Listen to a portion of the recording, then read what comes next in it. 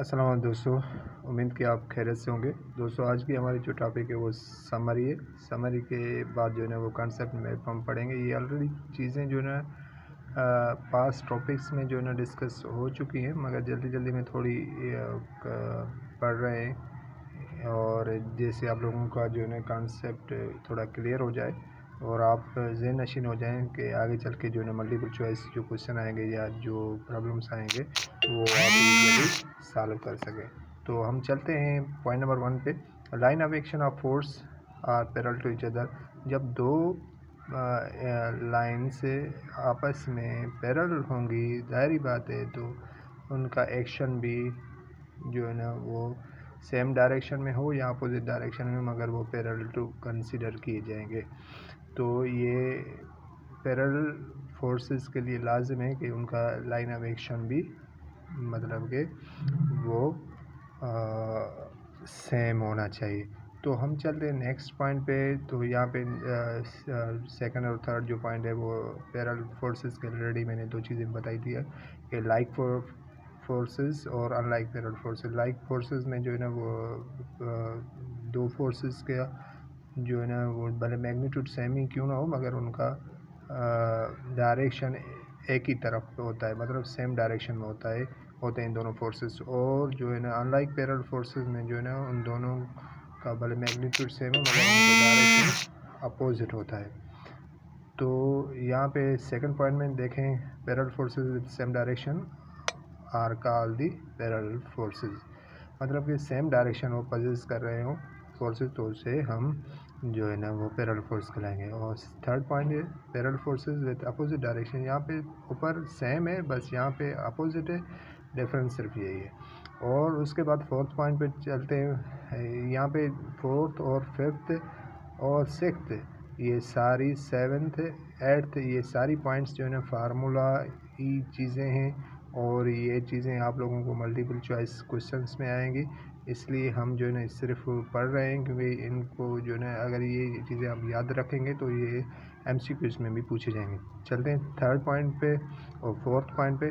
Some of two or more forces is called resultant force. कोई भी आपसे पूछे कि भाई रिजल्टेंट फोर्सेज है क्या, तो आप इस तरीके से बता सकते हैं कि तो सम ऑफ टू ऑफ मोर से जब हम दो या दो से ज़्यादा फोर्सेस को सम करते हैं उसको रिजल्टेंट कहते हैं। और graphical method for addition of forces को क्या कहते हैं, head to tail rule method कहते हैं। और उसके बाद जो है ना वो छठी जो पॉइंट है, स्प्लिटिंग ऑफ फोर्सेस जो है ना वो रेजोल्यूशन ऑफ फोर्सेस कहलाती है। ठीक है, रेजोल्यूशन ऑफ फोर्सेस जो है ना वो कंपोनेंट्स में हम इसको स्प्लिट करते हैं F of X and F of Y components में, और वो परपेंडिकुलर टू ईच अदर होते हैं। तो रेजोल्यूशन का ये यहाँ पे फार्मूला लिखा हुआ है, F is equal under root F of X square plus F of Y square. यहाँ पे टेन थीटा की एंगल भी फाइंड हुई है, मतलब कि साइन थीटा और कॉस थीटा। तो ये एट्थ पॉइंट है, ये क्लियर हो गए हैं। यहाँ पे नवीं पॉइंट जो है वो 10वीं पॉइंट वो और 11वीं पॉइंट, ये जो है ना मोमेंट और टार्क मोमेंट आर्म से रिलेटेड ही है। तो यहाँ पे देखें नवीं पॉइंट है, turning effect of forces is called moment of force or torque. इसलिए तो टार्क हम ऑलरेडी थर्ड यूनिट में भी पढ़ के आए हैं। उसके बाद यहाँ पे देखें इससे सेम ही चीज़ है प्रोडक्ट 10वीं पॉइंट में, the product of force and the moment arm of the force is equal to torque. ठीक है, तो एफ इंटू डी, जैसे मैंने आप लोगों को मैथमेटिकली बता रहा हूँ, इसको इस तरीके से डिफाइन कर सकते हैं। उसके बाद 11वीं पॉइंट है, यहाँ पे प्रिंसिपल ऑफ मोमेंटम क्या कहता है कि ओवरऑल जब भी बॉडी का क्लॉकवाइज और anti clockwise effect, turning effect का वो ज़ीरो हो, तो हम कहेंगे कि बॉडी जो है ना वो इक्विलिब्रियम कंडीशंस में। The principle of momentum is stated that a body is in equilibrium if the sum of the clockwise momentum acting on the body is equal to sum of anti-clockwise momentum. Clear? उसके बाद यहाँ पे देखें हम तो 12वीं point तक हम जो है डिस्कस करके आए हैं। उसके बाद 13वीं पॉइंट यहाँ पे ये 13 जो है centre of mass already discuss है कि जब whole body of weight act on any single point is called the centre of mass, centre of gravity. जो 13 पॉइंट ये हो गए। 14 पॉइंट ये है कि कपल के रिलेटेड है। जैसे मैंने आप लोगों को बताया था कि एक बीम है और एक साइड डाउनवर्ड मूवमेंट हो रही है फोर्स की, और एक साइड जो है ना वो अपवर्ड मूवमेंट हो रही है, पुल और पुश हो रही है, ऐसे ही आप समझें। यहाँ पे एक लेफ़्ट साइड जो है ना वो फोर्स की डाउनवर्ड पुल हो रही है, और राइट साइड जो है ना फोर्स की अपवर्ड पुश हो रही है। तो यहाँ पे जो होगा वो इफ़ेक्ट वो क्या कहलाएगा, वो कपल कहलाएगा। मतलब कि दो फोर्सेस उनका line of action opposite direction में हो तो उसे हम कपल कहेंगे।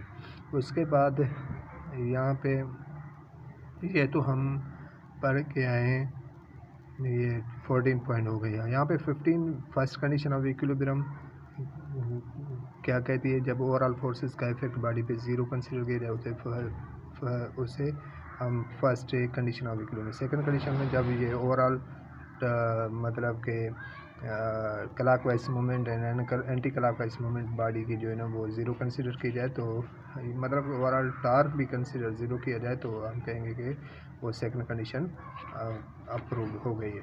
उसके बाद हम चलते हैं सेकंड जो है, यहाँ पे टाइम बिल्कुल ही शॉर्ट है, इसलिए हम जो है ना इसको तीन जो है ना इक्विलिब्रियम की स्टेट्स है। एक जो है ना स्टेबल इक्विलिब्रियम है, दूसरी अनस्टेबल है, और इस तीसरी जो है न्यूट्रल है। पहले ही हम कवर करके चुके हैं, मगर सिंपल अल्फाजों में आप लोगों को समझाना चाहते हैं ताकि आप लोगों का कंसेप्ट क्लियर हो जाए। ठीक है, तो यहाँ पे देखें फर्स्ट कंडीशन स्टेट इक्विलिब्रियम ये कहलाती है जब आप किसी भी बॉडी को टिल्ट करें और रिटर्न बैक होके अपनी पोजीशन पे रिटर्न बैक होके आए, तो उसे हम कहेंगे कि ये स्टेबल इक्विलिब्रियम कंडीशन में आ गई है। सेकंड कंडीशन अनस्टेबल कंडीशन में वो होती है जब पेपर कप का एग्जांपल था, जब बॉडी को टिल्ट किया जाए और रिटर्न बैक ओरिजिनल कंडीशन में ना आए, तो उसे हम second condition of equilibrium. Third condition neutral, दो बॉल हैं एक ही साइज़ के हैं, भले एक को आप रेस्ट में लाएँ दूसरे को मूवमेंट में करवाएं, मूवमेंट में लाएं, मगर जो है ना वो उनकी मूवमेंट पे कोई असर नहीं पड़ेगा, तो मतलब उसकी स्टेबिलिटी वही रहेगी। तो ये जो है ना न्यूट्रल मतलब कि इक्विलिब्रियम स्टेट कहलाएगी।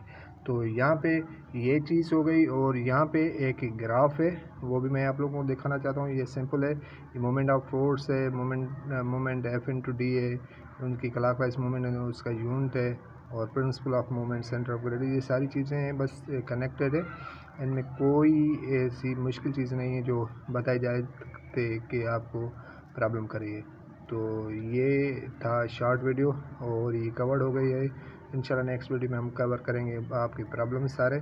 तब तक के लिए हमें इजाज़त दीजिए। अल्लाह हाफ़िज़।